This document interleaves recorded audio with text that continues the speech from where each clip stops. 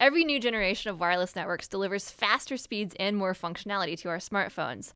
1G brought us the very first cell phones, 2G let us text for the first time, 3G brought us online, and 4G delivered the speeds that we enjoy today. But as more users come online, 4G networks have just about reached the limit of what they're capable of at a time when users want even more data for their smartphones and devices. Now we're headed toward 5G, the next generation of wireless. It will be able to handle 1,000 times more traffic than today's networks, and it'll be up to 10 times faster than 4G LTE. Just imagine downloading an HD movie in under a second, and then let your imagination run wild. 5G will be the foundation for virtual reality, autonomous driving, the Internet of Things, and stuff we can't even yet imagine. But what exactly is a 5G network?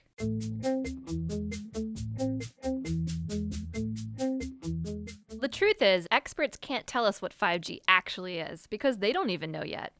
But right now, there are 5 brand new technologies emerging as the foundation of 5G. Millimeter waves, small cells, massive MIMO, beamforming, and full duplex. First up, technology number 1, millimeter waves. Your smartphone and other electronic devices in your home use very specific frequencies on the radio frequency spectrum, typically those under 6 gigahertz. But these frequencies are starting to get more crowded. Carriers can only squeeze so many bits of data on the same amount of radio frequency spectrum. As more devices come online, we're going to start to see slower service and more dropped connections. The solution is to open up some new real estate. So researchers are experimenting with broadcasting on shorter millimeter waves, those that fall between 30 and 300 gigahertz. This section of spectrum has never been used before for mobile devices, and opening it up means more bandwidth for everyone. But there is a catch. Millimeter waves can't travel well through buildings or other obstacles, and they tend to be absorbed by plants and rain. To get around this problem, we'll need technology number 2, small cell networks. Today's wireless networks rely on large, high-powered cell towers to broadcast their signals over long distances. But remember, higher frequency millimeter waves have a harder time traveling through obstacles, which means if you move behind one, you lose your signal. Small cell networks would solve that problem, using thousands of low-power mini base stations. These base stations would be much closer together than traditional towers, forming a sort of relay team to transmit signals around obstacles. This would be especially useful in cities. As a user moved behind an obstacle, his smartphone would automatically switch to a new base station in better range of his device, allowing him to keep his connection. Next up, technology number 3, massive MIMO. MIMO stands for multiple input, multiple output. Today's 4G base stations have about a dozen ports for antennas that handle all cellular traffic. But massive MIMO base stations can support about 100 ports. This could increase the capacity of today's networks by a factor of 22 or more.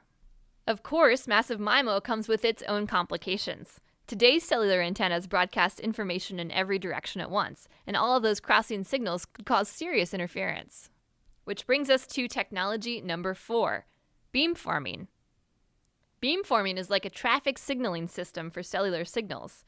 Instead of broadcasting in every direction, it would allow a base station to send a focused stream of data to a specific user. This precision prevents interference, and it's way more efficient.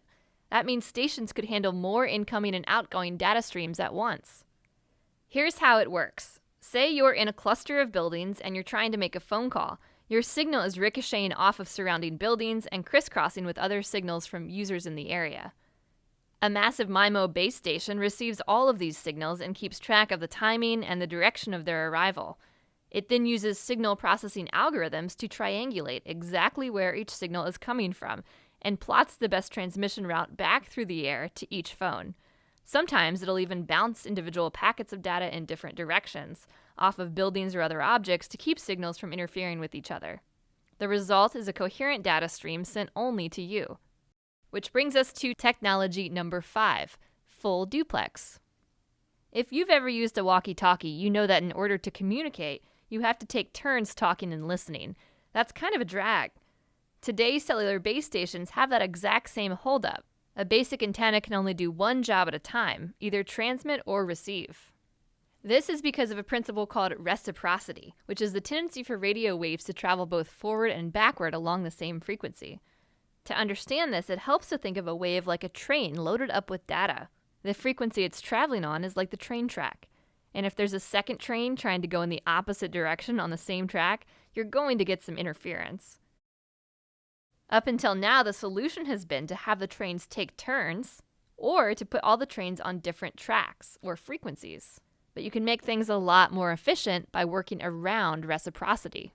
Researchers have used silicon transistors to create high-speed switches that halt the backward roll of these waves. It's kind of like a signaling system that can momentarily reroute two trains so that they can get past each other. That means there's a lot more getting done on each track a whole lot faster. We're still working out many of the kinks with millimeter waves, small cell networks, massive MIMO, beamforming, and full duplex. In fact, all of 5G is still a work in progress.